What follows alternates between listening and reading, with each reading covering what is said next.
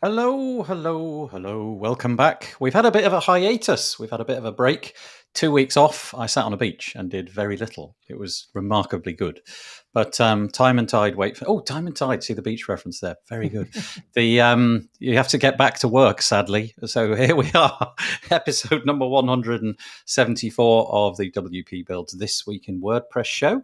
Joined as always by my co-host Paul Lacey, who's obviously also had an enforced 2 week break. How's your break been, Paul? It's been great to not have to. Oh, sorry. I mean, I missed you so much, Nathan.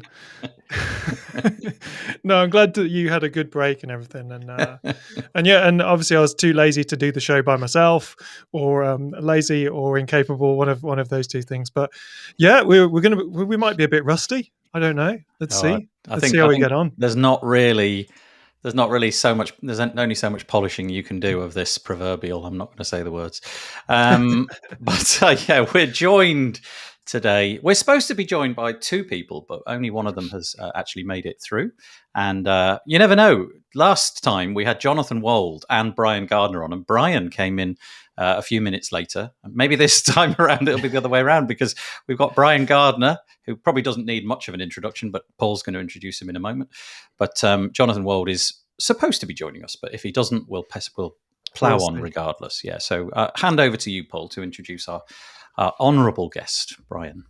Well, we're really pleased again to have Brian Gardner on the show, who has shortened his profile considerably down to WordPress expert and creator of Frost.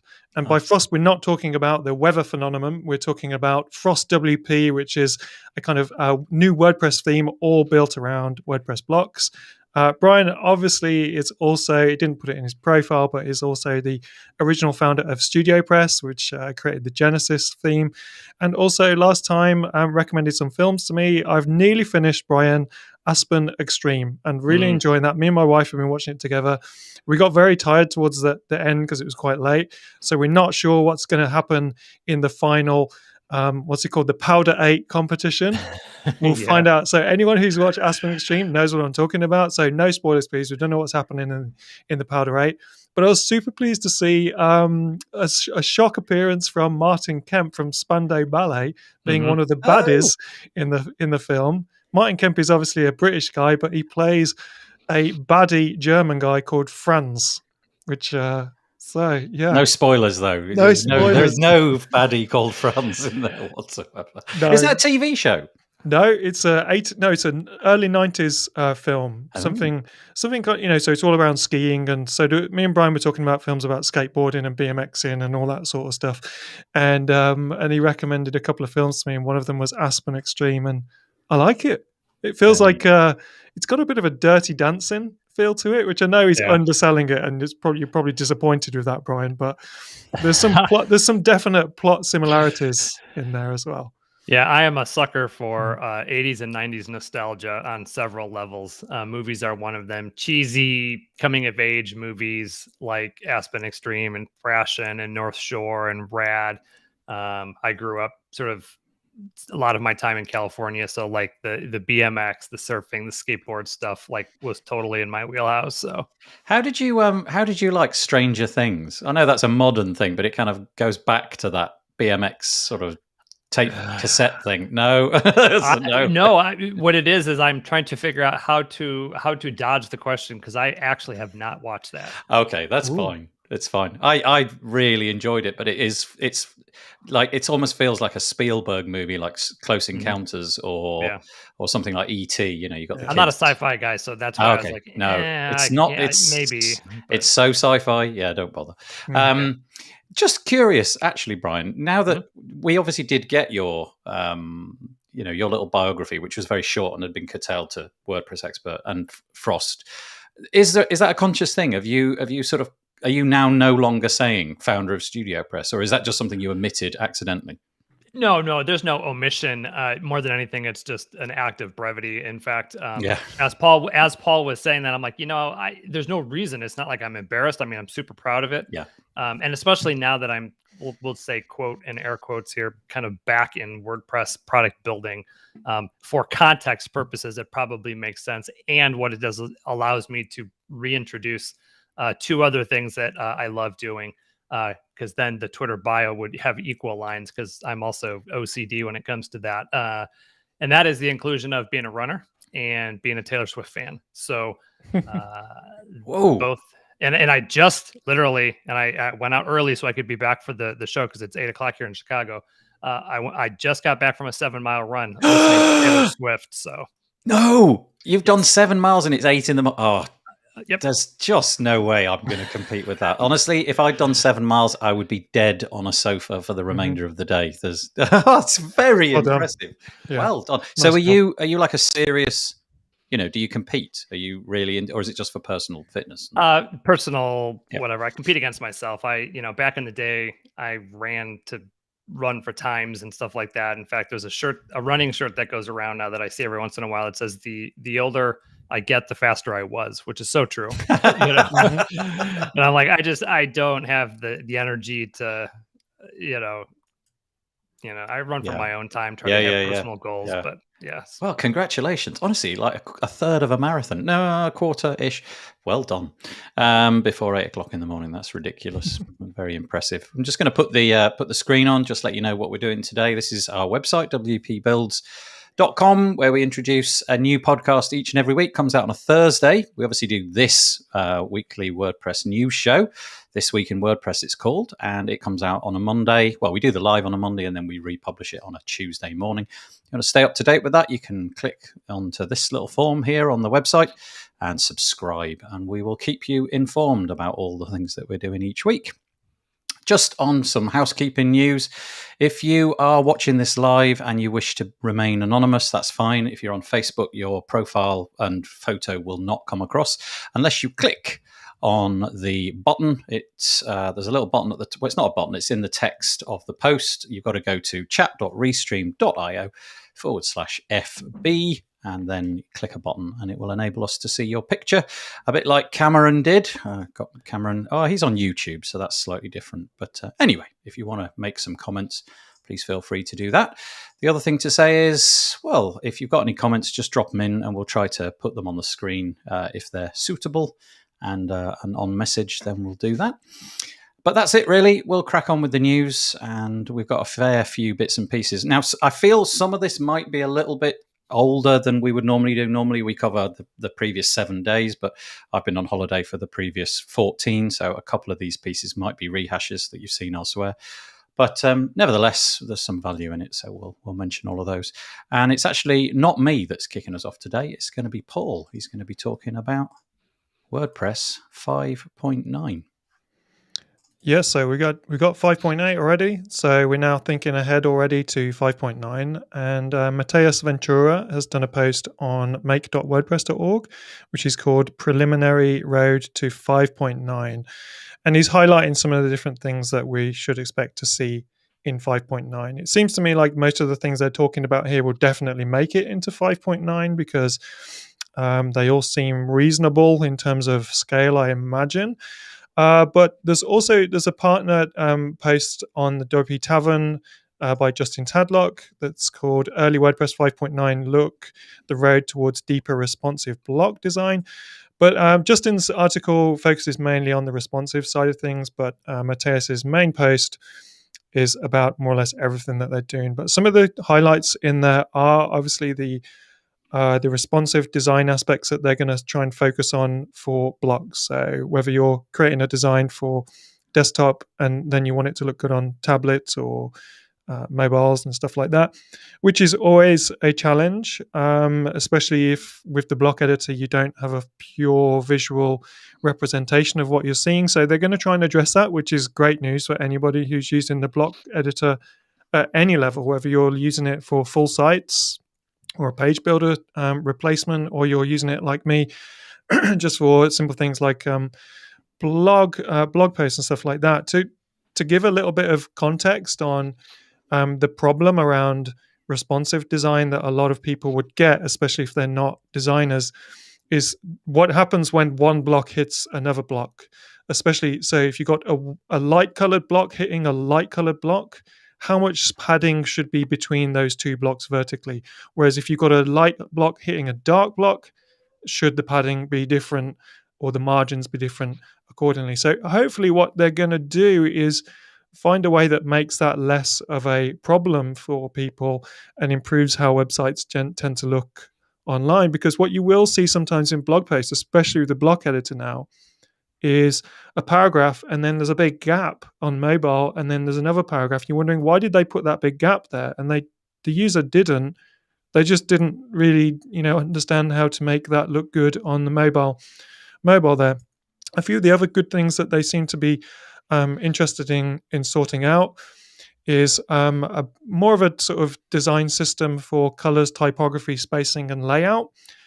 At the moment, we've got third-party vendors. Me and Nathan were talking before the show about vendors like Cadence Blocks and Stackable, for instance, who basically had to invent their own way of managing things like typography and colors consistently across all their different blocks. But it looks like the core team is going to try and address this.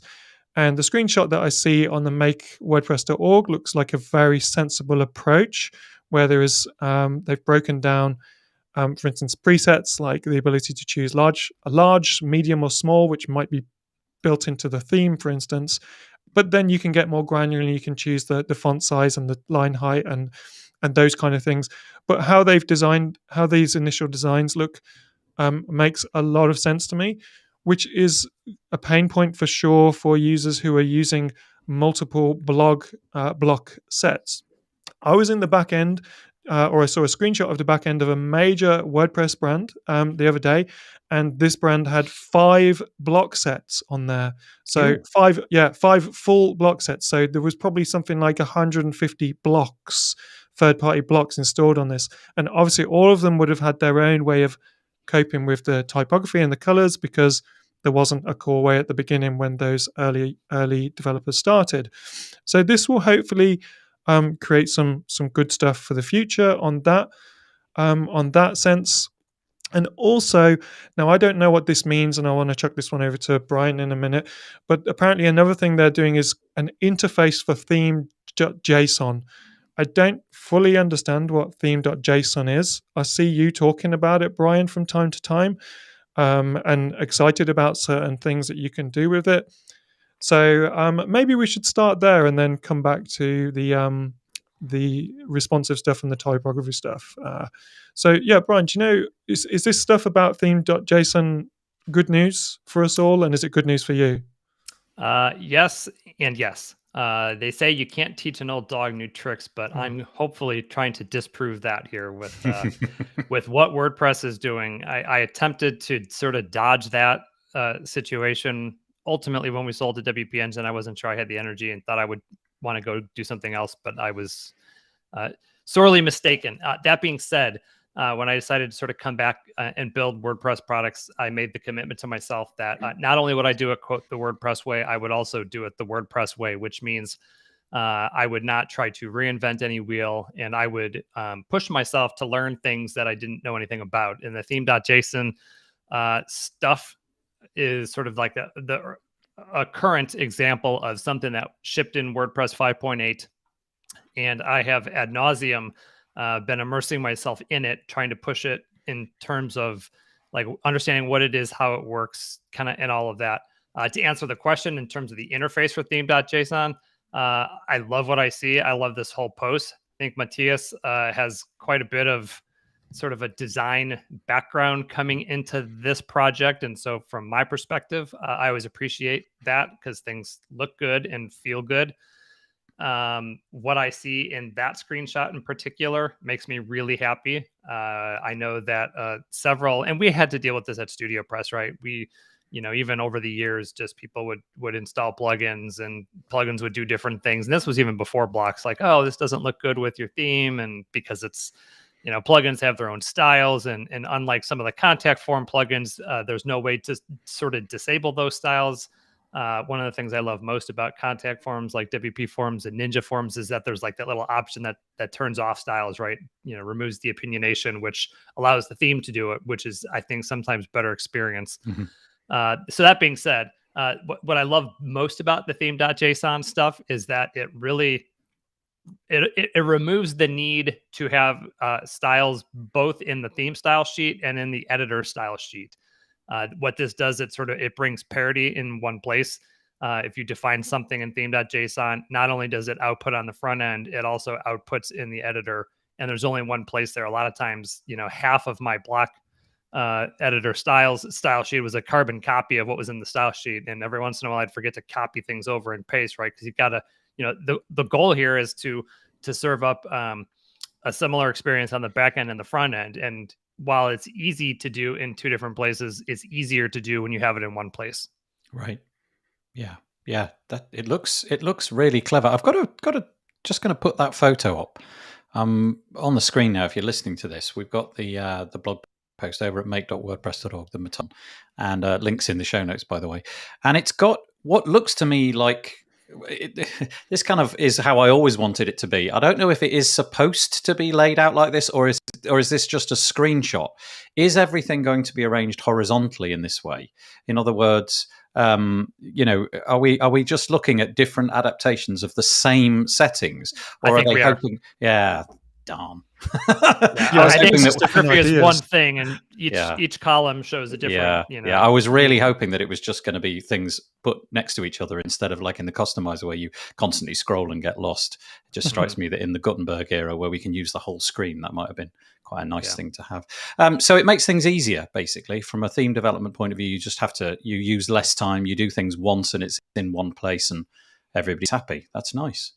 The question that Paul raised, I guess, is going to be something that the block pack people, the likes of Stackable and Cadence, they've made up their own way of doing this, and I presume it would be in their best interest at some point to hop on board the way that it's going to be done in full site editing, so that it's easy for them to maintain and decouple from what they've already created. But I suppose they had to go around doing it that way because otherwise they wouldn't have hit the market with something that allowed them to do things like global styles and so on. So yeah, we'll have to wait. Yeah, that's what we were talking about. That it seems that if the blocks will have like this kind of more fully featured design tools for typography and colors and stuff like that, that some of the original block packs like Stackable and Cadence might have to walk back some of their things. Otherwise, there'll be a lot of inconsistency.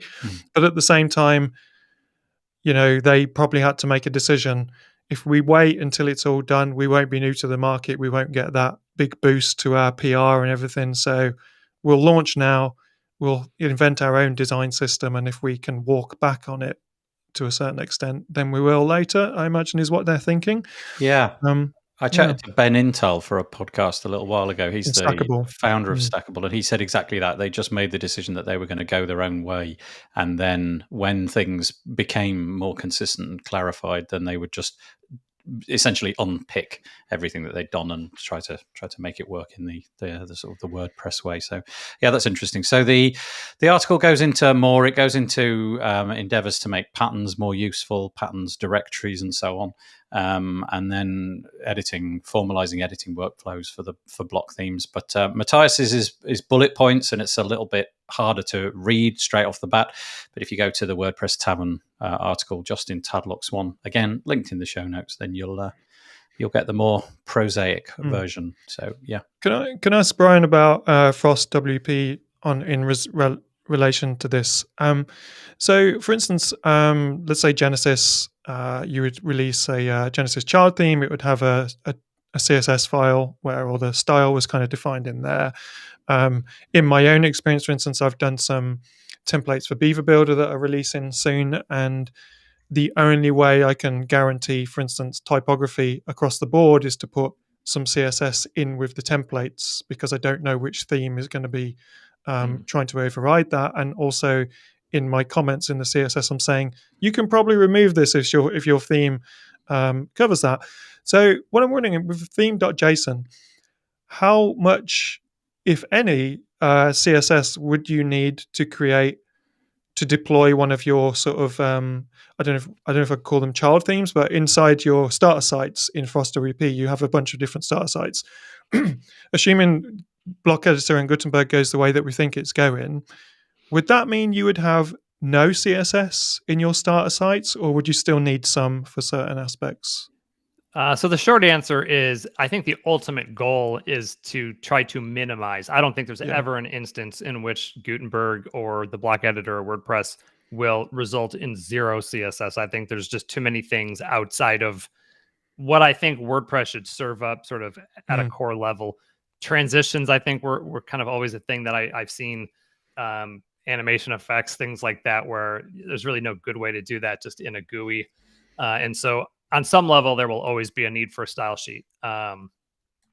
Currently, the Frost style sheet with theme.json, here's some transparency, is still 1,700 lines long. There's still so much. And mainly because right now, I've made the decision as a shippable product not to rely on Gutenberg. I got a dog barking here. Don't worry, I've got one here as well. I've made the decision not to do anything production ready that requires Gutenberg, just because Gutenberg's evolving and there's breaking changes, and I don't feel Yep. I don't feel good about serving that up and requiring that, because that breaks production sites for folks, and that's really bad. So so that being said, I'm intimately acquainted between the differences in theme.json that WordPress core currently allows, what Gutenberg currently allows. They kind of unpack it a little bit more. And so basically the way it started was, when I started playing with the theme.json, I started with the blank file and just looking at the tutorials. I think Carolina's got a really good one out there. Like there's the fullsiteediting.com site has been super helpful in all of this. Is I would just introduce a theme.json and then go back into the two style sheets and figure out, okay, what does this cannibalize basically? What does this remove the need to have? And so like little by little, I think my theme.json file is a couple hundred lines long. And so like it's pulled stuff out of the style sheets, and it's just going to be a moving target. That being said, for clarity's sake, Frost's theme is only one theme. It's a child theme at Genesis right now.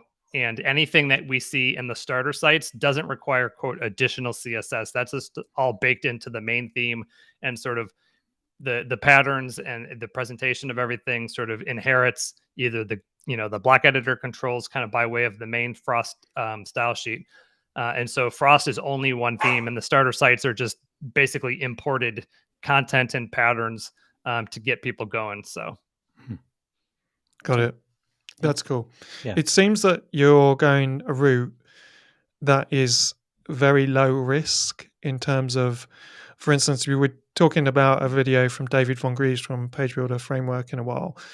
And he obviously has a theme that's been around before, the block editor, and now he's got to try and work around it. And then you've also got, Cadence and Stackable and those sort of people creating their own blocks. It seems to me that what you said earlier about that you're going the WordPress way completely means that you're deliberately avoiding conflicts with the project all along the way, which is pretty unique. I'm not just saying that just to stroke your ego or just to pat you on the back there, but I think there's a lot of blog posts out there. I saw by John James. There was a Twitter thing by Chris Wiegman, I think that's how you say it, and some follow-up posts by John James Jacoby about how difficult it is to get into WordPress. And then Mateus from WordPress.org was saying, no, we're trying to make it easier for people to get in. And you can see that if you're fighting if you're fighting to do it the old way, then you probably are fighting against the tide. But there isn't many people going against it with the tide. It seems that you are doing that. And that seems relatively unique to me. I'm not too aware of, because most people are going for like, let's create loads of blocks, let's try and create what people could do before. So it'll be interesting to see, and hopefully you'll come on again as 5.9 and whatever comes after 5.9 comes out, how much you are able to keep transitioning out of that style sheet and making it as streamlined as possible. I don't know if I've understood that right, but that's what I'm observing from Frost. It's some people might say, oh, it doesn't do as much as this, but I seem to see it be deliberately going at this from a completely different angle than anyone else seems to be going with. Do you guys remember the Tim Thumb fiasco from, I don't know how long you guys, that was a long time ago. Yeah. And I remember to this day, we had originally Nathan Rice and he was co-creator of To this day, I remember where I was, and I always tell the story. I may have even said this here before. we had put Tim Thumb into Genesis as the image resizing script, right? We basically wanted to, we all did. magazine sites were, and we had implemented that, had not shipped it yet. And I was at a Chase Bank in Schaumburg, Illinois, when he had literally just finished implementing it. WordPress featured image capability resizing kind of became a thing in core. And I said to him, hey, I think we really need to just pull Tim Thumb out and replace it with the WordPress and leverage that. And shortly thereafter, that's when the whole Tim Thumb, exploitation, security fiasco went down.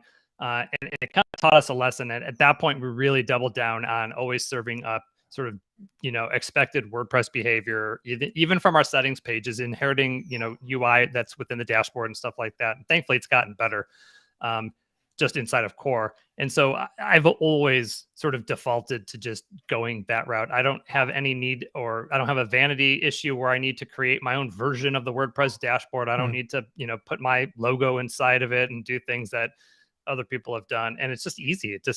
We always thought Genesis was so good because nobody knew where like WordPress started and Genesis ended. Like it was just like a seamless thing where you're like, oh, am I in WordPress? This makes sense. This is what I expected this screen to look like and stuff like that. So, so yes, you are correct. Frost is that way.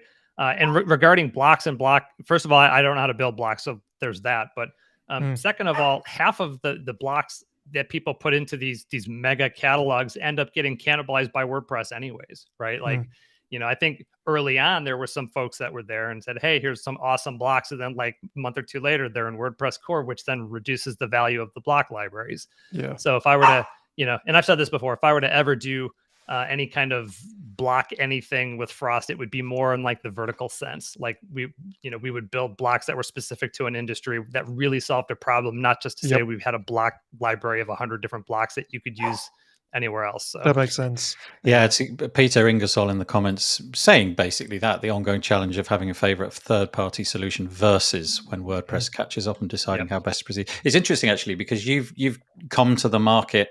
I don't know if it was from everything that you said, it may be that you didn't sort of deliberately wait it out. It was just the inspiration came to you at the time when it did. But in a way, if you'd have jumped in right at the beginning, you yourself would be having to unpick all this legacy. But you've come in at the point where there's maturity, there's a whole bunch of stuff in there already, and you're good to go. It's nice. I had the website up just a second ago. If you want to check out Frost, then go to frostwp.com and you'll see a very nice website showing off all of Brian's. And Brian specifically said, don't make this episode a sales pitch, but we're interested because it's very interesting the news items we've got. They're very Gutenbergy this week, and they're very Gutenbergy at the moment. No, I'm happy to push that on the screen. By the way, if little doggy needs some attention, then feel free to drop out for a few minutes. I was just gonna put that in the notes. Give me like 2 seconds. I'm just gonna open the door. Go ahead. We'll crack on with the next bit. That's fine. Okay, so thank you, Peter, for your comment, and hello, Maya. I'm expecting that's Maya. Hi, Maya. Longcar, but I haven't got Facebook open. But if you wish, Maya, to have your name, then click on that URL. There we go, and you'll be not click on it. chat.restream.io/Facebook if you want your details to come across. Okay, there we go. Let's move on quickly then. We're moving on now. Let's leave that behind. We're going to go on to acquisitions. Now, this is pure coincidence, but I did a podcast episode recently with a gentleman that we've all heard of before, Corey Miller, formerly from iThemes, now the owner of Post Status, which is a fabulous place to find all sorts of WordPress communities and news. And we talked over at WP Tavern on the podcast I do over there about the acquisitions landscape and the mergers landscape. It was a really interesting conversation. Really, the only reason I'm mentioning this is because it fits in beautifully with the next item. But I was quite interested to hear Corey's take on this because he has Brian also will have a unique take on this. But Corey obviously has been through this, selling iThemes. Brian obviously selling Studio Press, the WP Engine. And we talked through the good and the bad. We split the conversation into good and bad. And there were so many things that came out of that conversation that I didn't expect. Just as an example, things like healthcare for the people working in the companies. And anyway, I would highly encourage you to listen to that. It is a really nice, it's a conversation much more than previous episodes we've done. So go and check that out. But the reason it's relevant is because I'm sure that you have not managed to avoid this piece of news this week. I really didn't see this coming. Of all the companies in the WordPress space that I kind of felt like it's not going to be bought out, it's too big, it's going to be doing the buying, Yoast was probably right near the top of my list. And yet we have the piece of news that Yoast joins Newfold Digital. Marika van der Act and her husband Yoast have basically, for an undisclosed amount of money, I say it's undisclosed, it's not disclosed in this article, maybe it's public elsewhere, but they've sold, and their 140 employees are going to go over and work under the umbrella of Newfold Digital. The interesting thing here, it's the usual trope that comes out, nothing's basically going to change. The reason that we've sold it is because it will allow us to have access to money that we wouldn't already have. It was quite interesting. If you actually read this piece, and I can't remember exactly where it is now, they did mention the fact that they had anxiety, both of them, about the future, and they found that the fact that they were bootstrapped the whole time, they've never taken money before, it led them to be a little bit more, perhaps conservative is the right word, with the way that they approach the business. And so they mentioned, I can't remember the exact wording, but basically that they were more cautious than they thought they could have been in the past, which is intriguing. It's an insight I didn't really think about. And so this hopefully will give them access to ready money, and we'll see how this goes. But a bit of a shock. I think the main angle of shock came not from the fact that Yoast had sold, but because of where it had been sold to. The parent company, Newfold Digital, has a whole bunch of companies beneath it. And I saw all sorts of commentary, which was, concerned, let's just put it that way, about who they had sold to. So really, I'm just going to open the floor up to Paul and Brian, what they think about this deal. Is it inevitable that this will make things better for them? Will it make things better for the end users? Who knows? I'd love to know how much money was changing hands for this as well. I've got some thoughts. First of all, I'm not surprised that they were sold, and I'm also not surprised. I'm not surprised that EIG or Newfold bought them, because that's a company with the amount of money you need to buy Yoast. So there's not many companies that could do that. I'd be kind of less surprised if Automatic had bought Yoast, because they seem to be buddies at the corporate level. For they probably have their stands next to each other at all the shows and all that kind of thing. So, Automatic probably had the money, but maybe didn't feel the need, and they've obviously bought something else. So it was one or the other. Yeah. I think good. First of all, well done. Yeah. To the founders of Yoast for building something so successful, and we can only guess how much this was sold for. And people on Twitter are guessing like anything from $6 to $30 million, and we'll probably never find out. But it's going to be a huge amount of money, and they'll be able to put that into the product, I think. Now, just before the call, Paul and I were talking about this, and we were saying, no matter where you stand, and so, for example, Cameron in the comments is saying, congratulations to Yoast and Marika, but the EIG, is that right? Is it EIG? Yeah. It is, isn't it? Yeah. He said it leaves a bitter taste in his mouth, at least. Anyway, Paul and I were just sort of saying, honestly, if you were like them, imagine putting yourself in their shoes, and more or less any company comes to you and says, here's a ton of money. It's not going to be as straightforward as a decision to just sort of say, well, I don't know that I align perfectly with the history of that company. They've done such hard work. You don't have to. I mean, all the products we use have got dubious things going on all around the world, from whether it's, the phones that we use to the laptops that we use or whatever. But, I think probably I would want in my contract that I didn't have to publicly support some of their other products and say that they were good. And as long as I didn't have to do that, I would take the money. Yeah. And to be Yeah. honest, if they said you have to support the other products, I'd still take the money. Yeah. But if I didn't need, but yeah, I mean, I think EIG owns a couple of big hosting companies. Bluehost is one of them. I think HostGator is one of them, and they get a lot of bad press. I've used HostGator years ago. Actually, never had a problem with it. Nothing ever went wrong, but I've never used it in the modern times. Bluehost used to be one of the cool kids at one point, and but I've never been burnt by the EIG companies. But I believe everyone who says that they genuinely have, and so I can only believe those people. Most of the people who are saying that would have been burnt by something EIG has had are probably the people who are smart enough to also say, I was already kind of looking at alternatives to Yoast anyway, because I'd found more edge products, whether it's SEO Press or SEO Framework, and I was moving over to those. Most of the time I've seen someone complain about the EIG thing, they said that as well, or a lot of them did. So I think this is just part of what WordPress space looks like now. It's all getting bought out.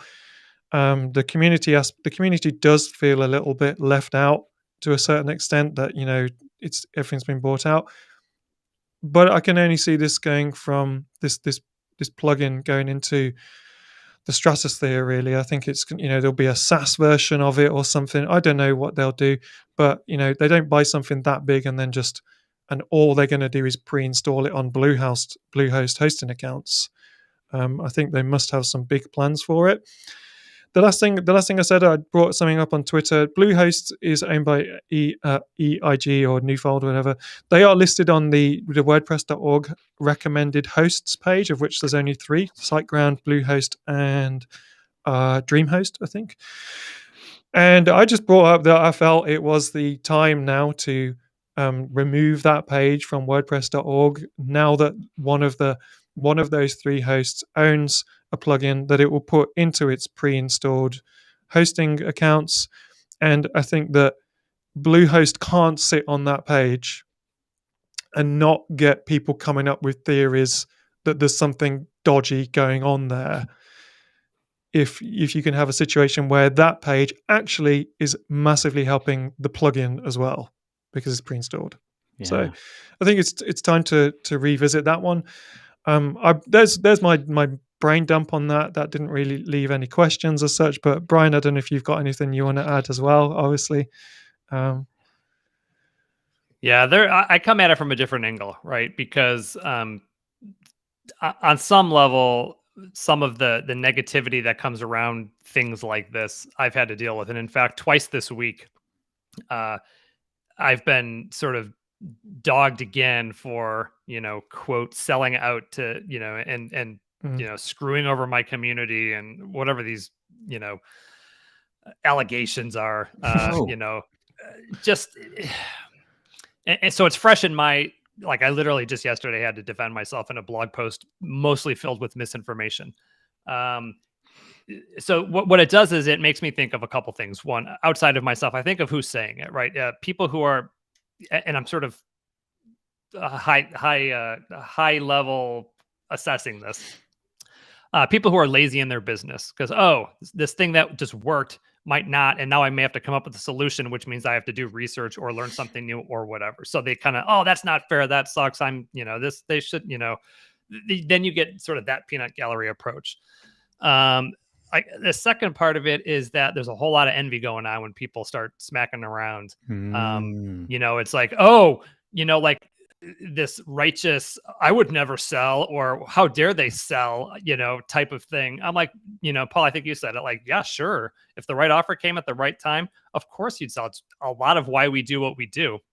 But here's the one thing I'll say about Yoast, and I'll say it about myself, because somebody made some comment about, I wish I had the article open, but I'm like, look, I didn't just jump off and jump around and do things. Like, if anything, in the WordPress theme space, I was the longest tenured ever. Like at some point, 12 years of the same thing, it's time to do something different, and if you do it responsibly, we did at Studio Press, we picked the best partner, somebody who made commitments, somebody who fulfilled those promises, somebody who took care of the community, the product, like all these things. And you still get people who, on Facebook just the other day, oh, Brian Gardner sold out. I'm like, of course I did. Like at the time, it was either, and this introduces mental health issues. Like at the time, I was ready. I was ready to go. And if I felt forced because community people didn't want me to, quote, sell out and live on an island, which is, of course, never was the case. I think that's that pipe dream. Oh, he's sitting on an island and he doesn't care about us anymore. So not true. I was caring about myself and my family when I made the decision. But like at the end of the day, like Yoast has been around forever, like, of course, at some point, it's like, football players, at some point, they got to hang it up. And I'm not saying he's hanging it up or I'm hanging it up, but at some point it's time to just say, okay, I'm done bearing that weight, that responsibility, the conservativeness that he's experienced. We did at Studio Press, and that's why we sold. I sat across the table from Brian Clark and said, hey, Gutenberg's coming, and we have Rainmaker and Copyblogger and all these other things. If we can't give Studio Press and the Genesis brand the energy and the team and the power that I think it's going to take to really continue and do something special in the WordPress space, then I think it's time to sell and find somebody who can help us do that. Right. That's exactly what we did. We found WP Engine, we've got product managers. There's teams over there, like around Genesis, like 10 times as many people who were ever working on it are working on it now. So I get really really defensive when I see people in Twitter or Facebook or wherever talk about, oh, how WP Engine's done this and that, and they've dropped the ball and all these things. And the first thing I do is jump in and say, baloney. Like, and I'm not even intimately involved anymore like I used to be, but I sat on calls with 10 people who were talking about what to do with Genesis. Before it was Nathan and I. Like that's 5 times as many people. So I come at it from that perspective. So I'm a little bit fired up right now because like I said yesterday, I would defend myself. I'm like, come on, people. I'm like, it's either it's been such a long time as well. Like, yeah.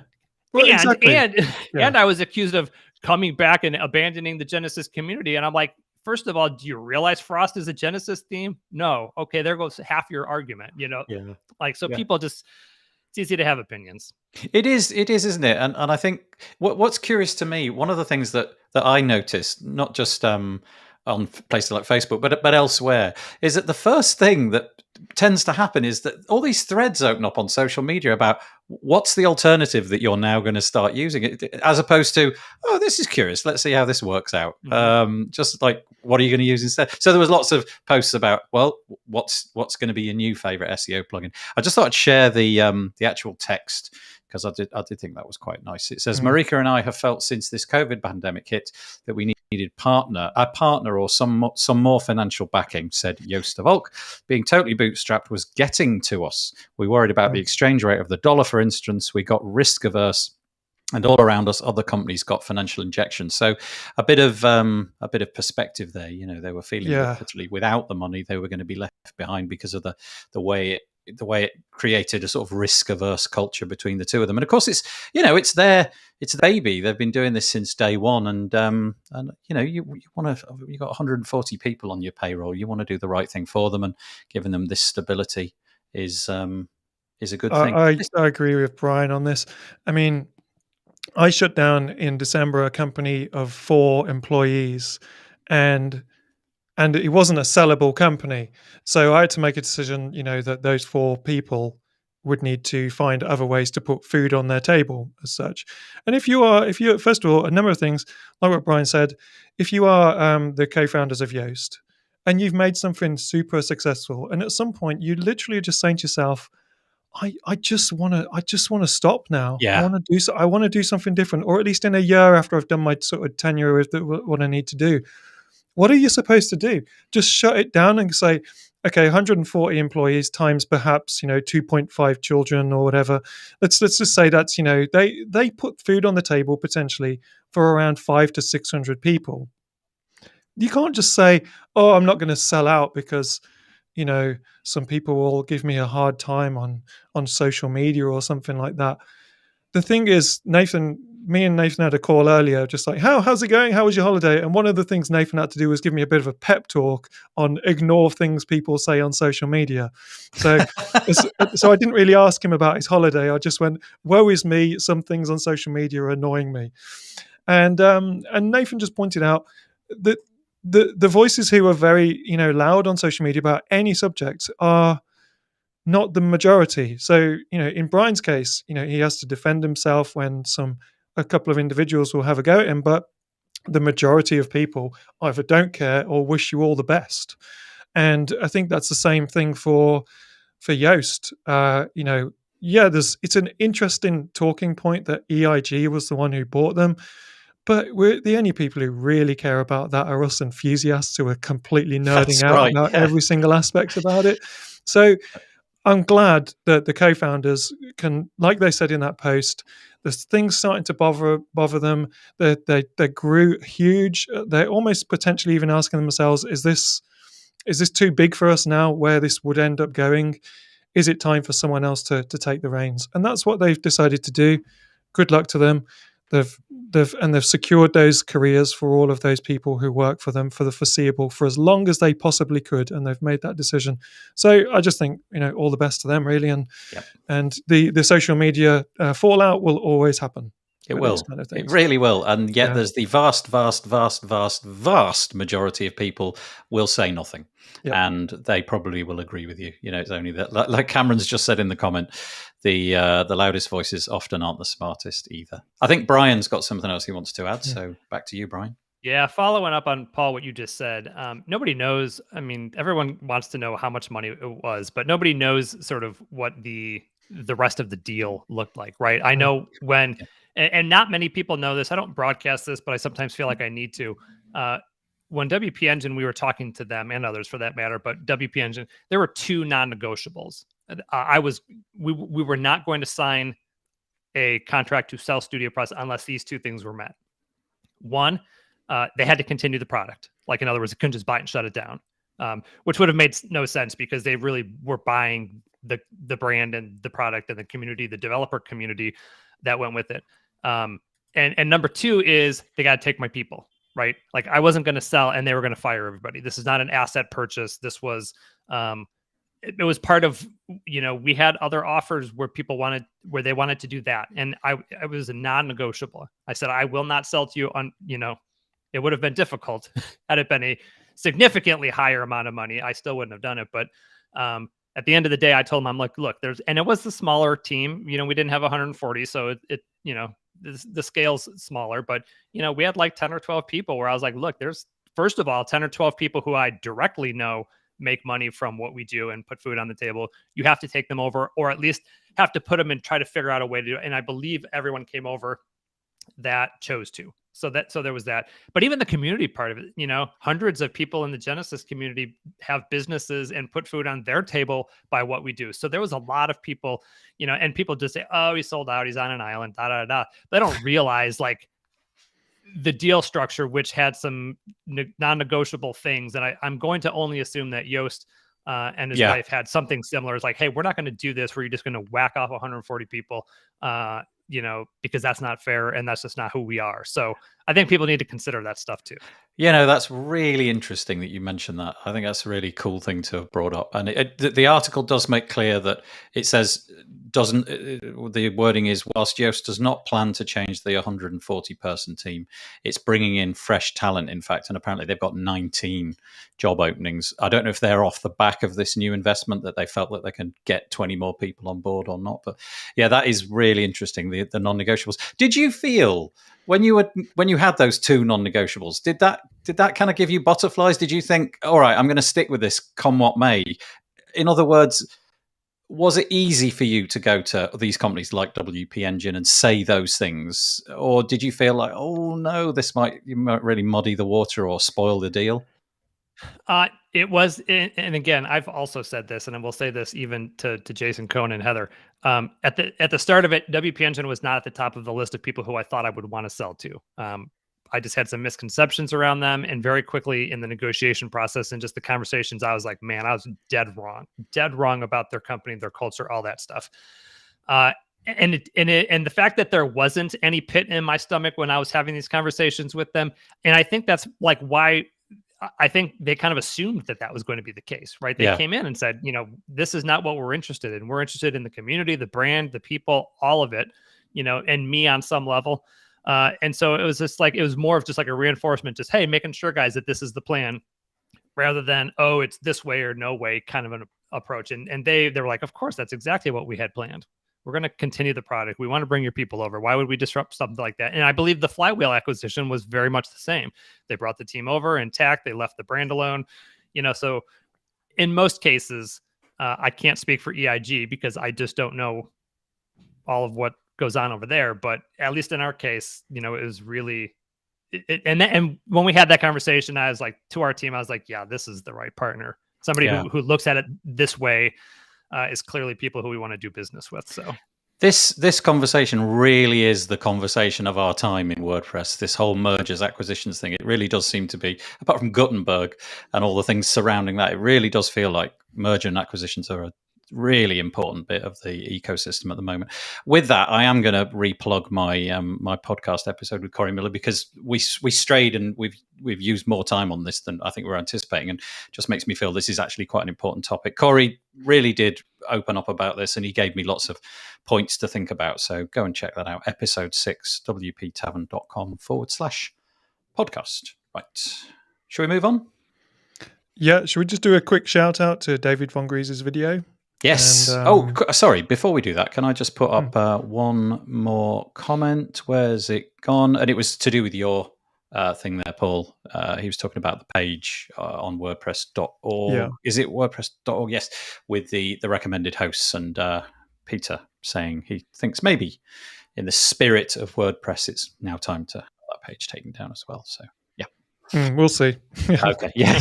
Don't have too much hope. But I think it's been going on for 10 years, that debate. Yeah.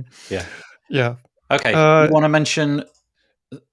I can't play you a video, so I'm just showing you a screen. This is the best screenshot I could get of David. Every time I moved it along to get a better screenshot, it ended up with some sort of half eyes closed kind of thing. So, David, apologies if that's not the best photo, but there we go. This is David's video. Tell us about it, Paul.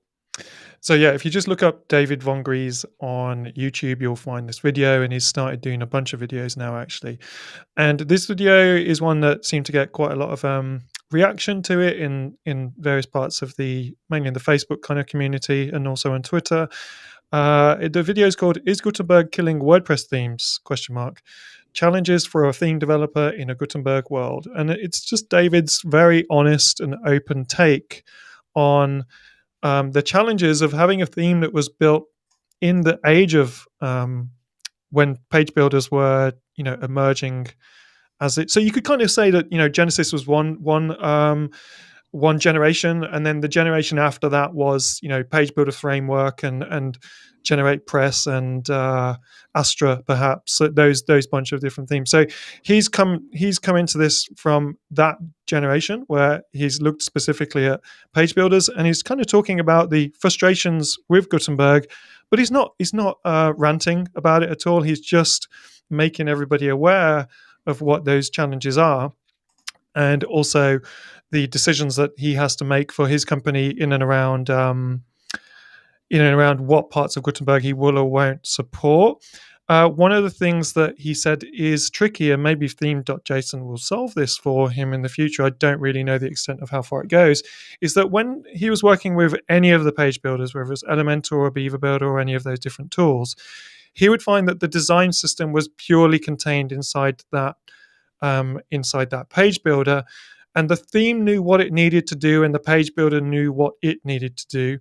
And there was, and yes, there was some crossover things that needed to happen, but it was quite simple for themes to see what the role of a theme was and what the role of the design tool was. And what he's saying is that he finds it quite difficult to find that line of where his customizer type settings should override Gutenberg things or vice versa. And so it's just really a really good, interesting video on that kind of challenge and a few other things as well. And that's an opinion straight from someone who is working within this. So he's got like the opposite problem to Brian in a way, in that Brian, you're going with core from the beginning of core. David Von Gries is having to not exactly fight it, but he's probably got a lot more things to do every time there's a release than he used to. And is that killing WordPress themes? It probably will. It probably will kill a lot of them. Let's say you're a theme shop that hasn't been doing too great recently and you're already overworked and not necessarily making too much money, and it doesn't look like anyone wants to buy you. And then you've got a whole bunch of other things to worry about, and your support tickets are going up. Some people are going to drop out, absolutely.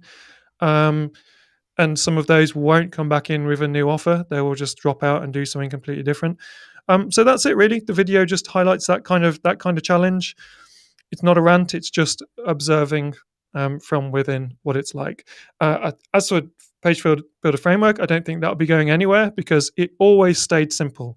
So yeah, David's got more work to do to make it fully compatible with Gutenberg and the Gutenberg future, but he kept things simple from the beginning, and I think that those kind of themes will probably be fine because they will have a huge audience still with page builders, and they'll be able to not have too hard a time with the Gutenberg approach as well.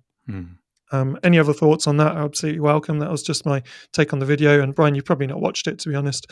Because we only told you about the links about about 53 minutes ago. Been watching it the last 10 minutes. No.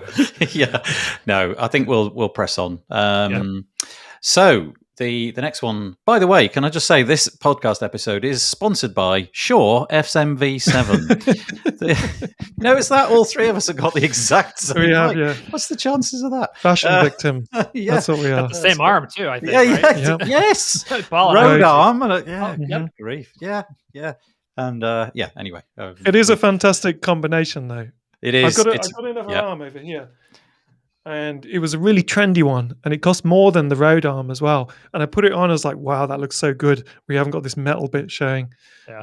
But it just wasn't as maneuverable as this thing. It's fantastic. So yeah.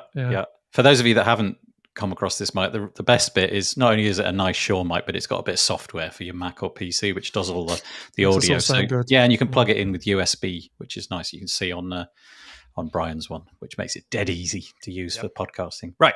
Okay, next one is over on the Toolset website. This we'll probably just cover this briefly because we've covered something like this before. Yeah.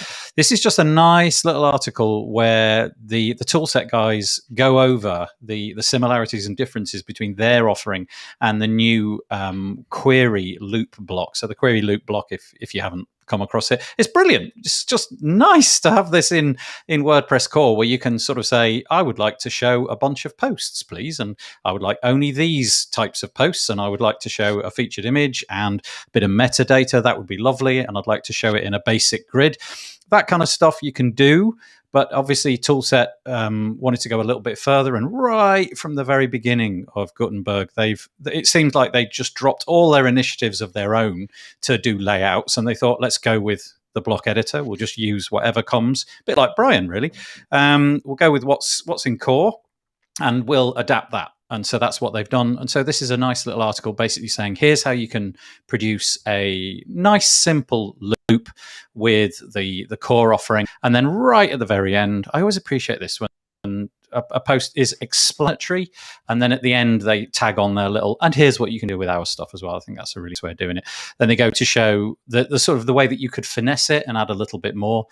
So for example, you could pick all sorts of different fields and style it in a much more point, click, drag kind of way. You can, if you're looking at the screen, you can see, for example, over on the Gutenberg side of things, I don't think you get the color customizations and the things like the border shadow and box radius and all that kind of stuff, but you do on the Toolset side of things. So just a nice little article, and we constantly keep coming back and bigging up Toolset because for me they're doing a really great integrating all the Word's core stuff. We had a few little problems, didn't we, Paul? We tried to build something a couple of months ago, and we ran into some little problems. But no doubt the team are on it. It wasn't Toolset's fault, actually. It was just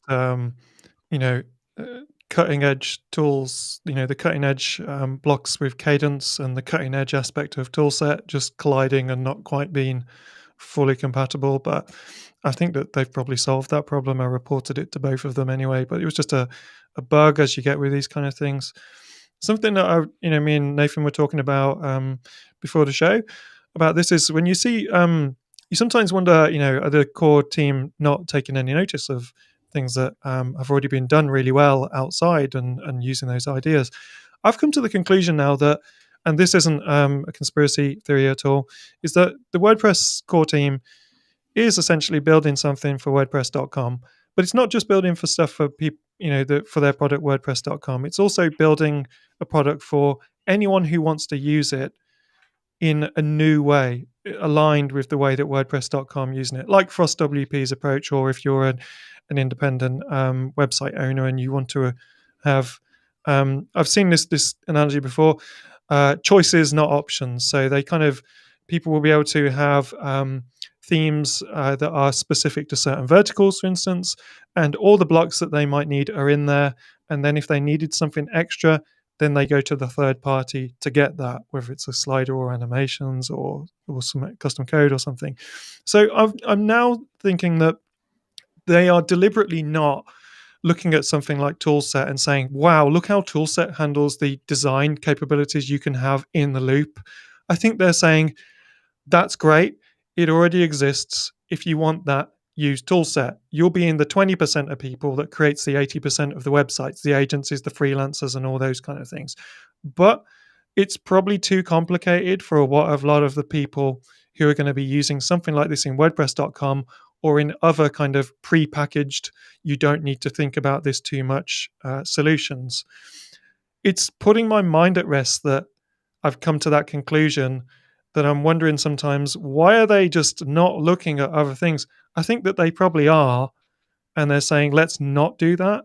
Let's do it this way and keep things simple. So their query block is all block-based, as far as I can tell. I've never tried it. Whereas the toolset one is far more relevant to someone like me that wants it in a block perhaps, but wants to actually put their own custom code and classes into the HTML output there. And they can do that with Toolset, but you can't really do that, I don't think, with the query block that comes with core. So I think that that's what's happening.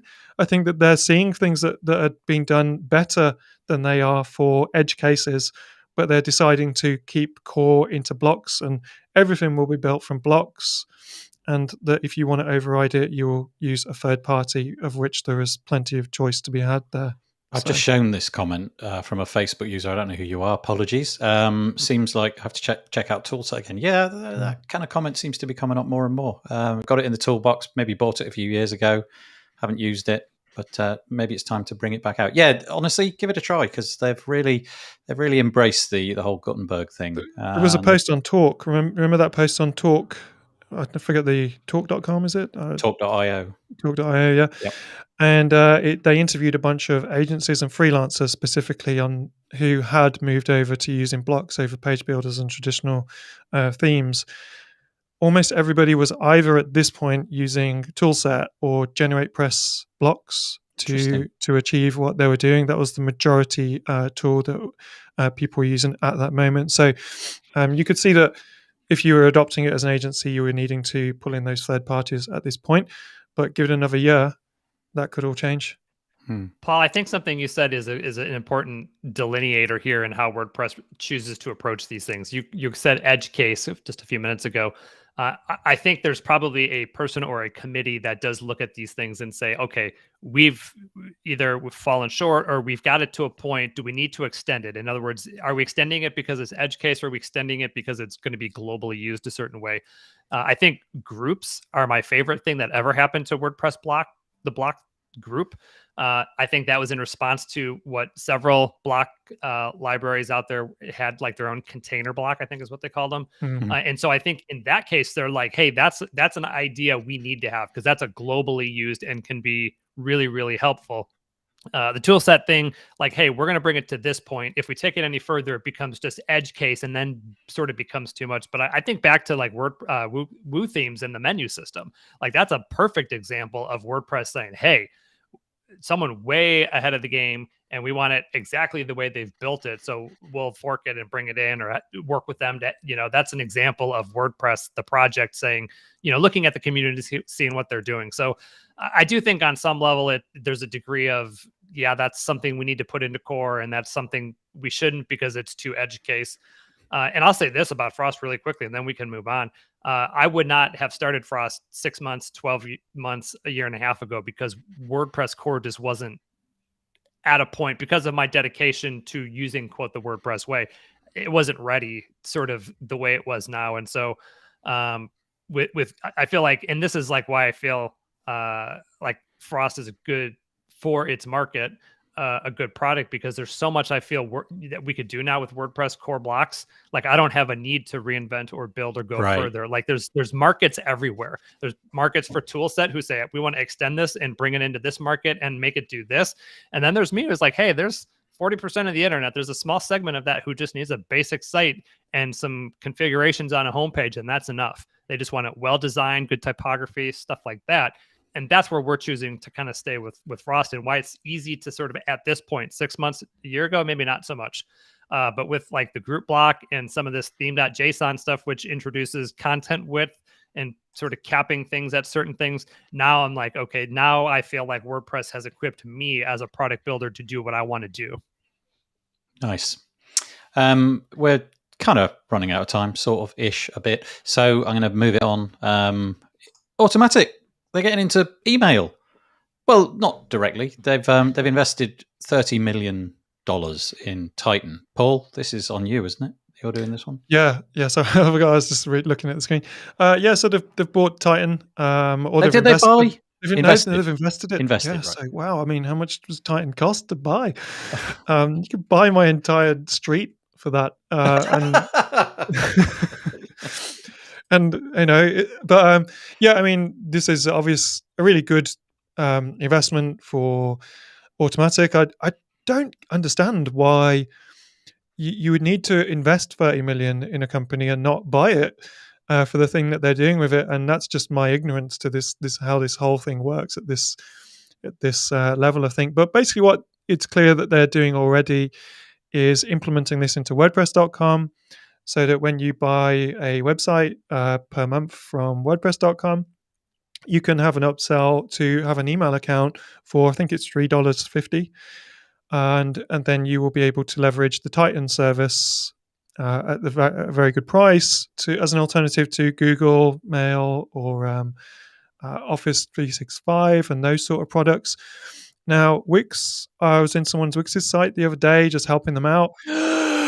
And there's some things they do really, really good in there, and it's the ability to purchase your domain and to purchase your website, and also to buy your email. And my wife's friend, whose website I was helping her with, had purchased her email through that. I think it was via Google, but the whole process of her getting the domain, the website, and the email was so seamless. It was so easy, and I was kind of blown away how easy it was. And I think this is what WordPress.com is doing. They've brought in a partner. They've invested heavily into them. And you will now be able to buy a WordPress.com website and with no complexity at all, have an email inbox that is to a professional level. And as I understand it about Titan as well, it has got a few cool features in that. I've never used it, but I heard a few people say it has almost like a ability to do almost like support ticketing. So you can kind of reorder and reprioritize emails within your inbox to say, oh, this is one I need to get back to, and this one's done, or this one needs to be, signed off to someone else or something like that. So for end users of WordPress.com, brilliant. For people wanting to stand up against the Wix and the pure corporate non-open source options out there, again, brilliant. And for Automatic to have an option that sits against any of the big hosting conglomerates that are now buying up, have their own POP-based email services or partnerships. Again, it's another option that people have got to go the WordPress.com route. And what they're essentially doing is cutting off the reasons why you wouldn't go with something like WordPress.com if that was in your list of possibilities. I love this sentence on the. This article is by the way in the WP Tavern blog post. I love this sentence here. It says, "We need an alternative to Google and Microsoft." This is Matt Mullenweg, which have started to monopolize email. I was just thinking, imagine that sentence said, "We need an alternative to WordPress because it's beginning to monopolize the internet," said co-founder of Wix.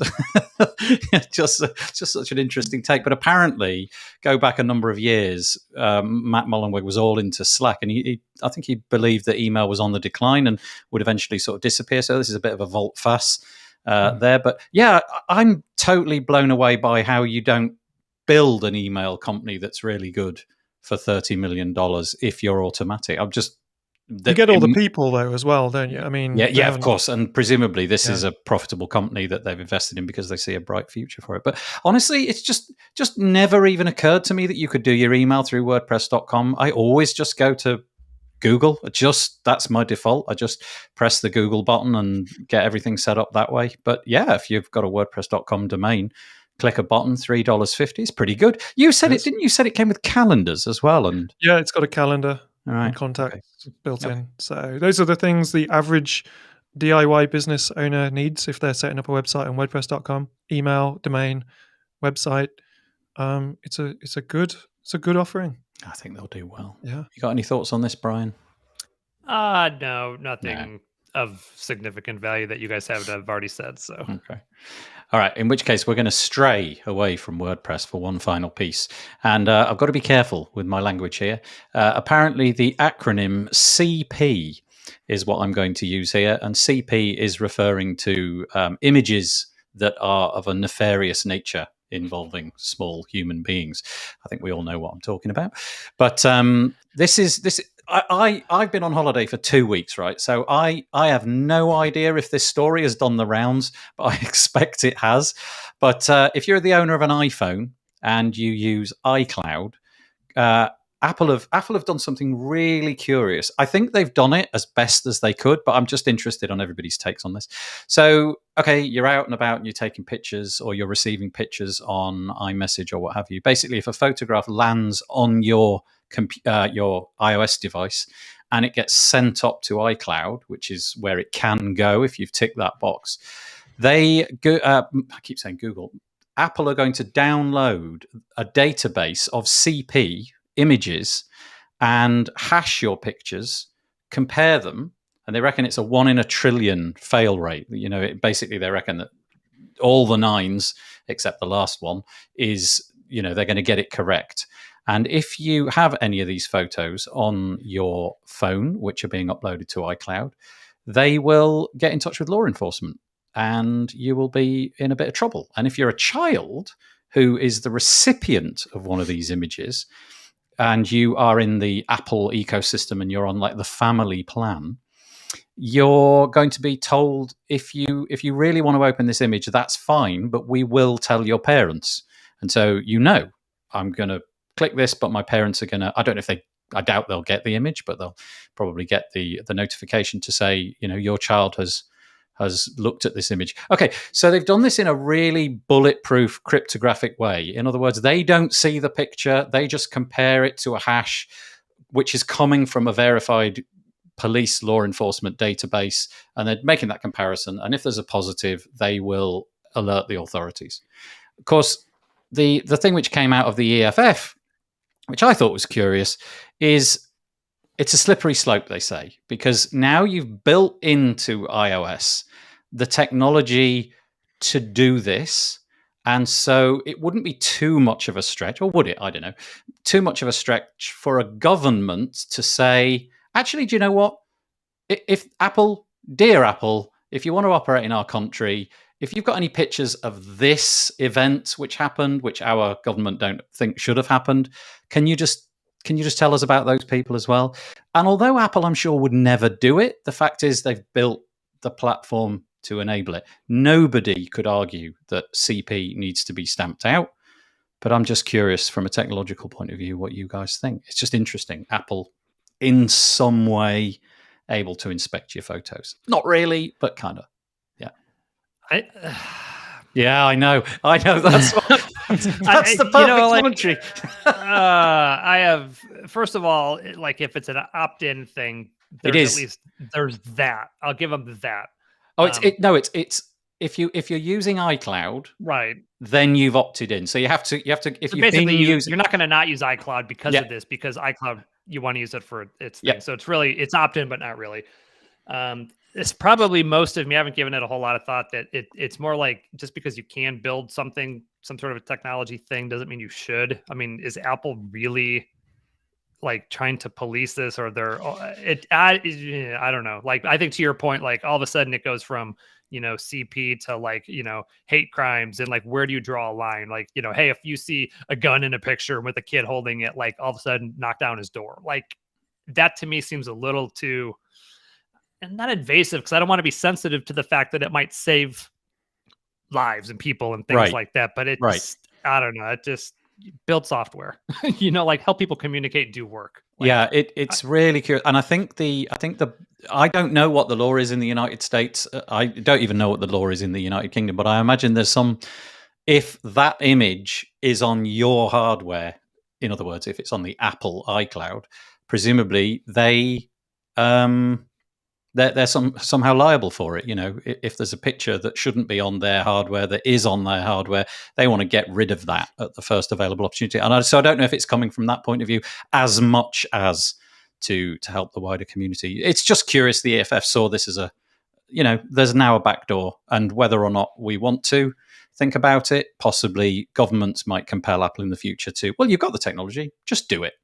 Let's see pictures of I don't know, things. I want to see who's got a picture of this document or that document or whatever. Yeah. Anyway, Paul. there might be, as I think about it real quick, there might be some element of scare tactics here too. Like, hey, we've got this now. It just might prevent people from doing it more, or switching over to like Google or Samsung or some other service. But, like, if I now know that this is a thing, I just may not choose to send this thing. Like, so maybe there's an element of that, which is like, it'll prevent it from people doing it just because they think they might get caught now.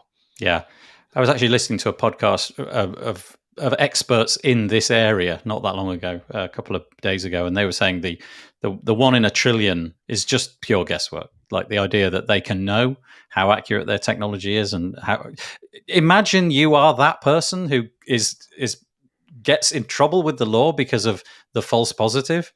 It's just like career-ending mistake, isn't it? It's just anyway, Paul. Yeah, so I was listening to a podcast the other day, and it was talking about technology that gets developed, and basically there's this problem in a way, or it's not a problem, it's just a reality that we are innovating technology really, really quick. So if you take COVID, for instance, there's that argument about should scientist type people in labs experiment with viruses and make them much worse so that we can then experiment how we would fix that problem if it ever happened in nature or someone else was experimenting it for a bad reason. So it seems that there's always a situation that like we're always going to create software or innovations or technology or whatever that is going to endanger us as well. Like we're literally always creating tech that can kill us all, or will make bad things happen to ourselves, and we can't stop that happening. Like we're always going to keep doing that. There's also a situation that there will always be some bad actors who will want to exploit that software or technology, whether that's governments or terrorists or just not nice people or whatever.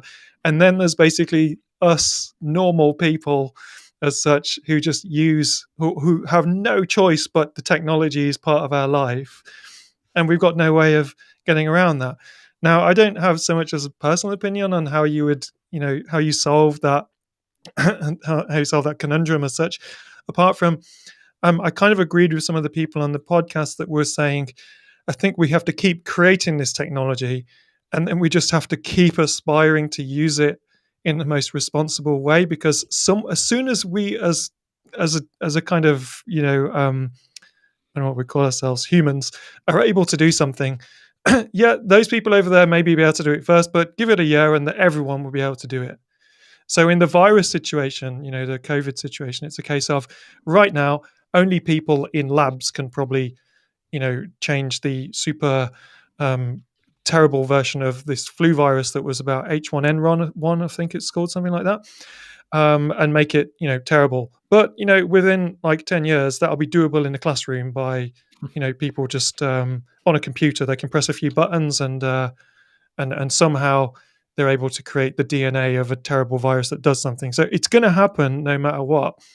And it kind of makes sense that we create this technology because it's happening, and then we try and use it responsibly, and then we try and use more tech to protect us people who are in the firing line of this. Yeah, I don't I'm know. not a cheery ending to the podcast today.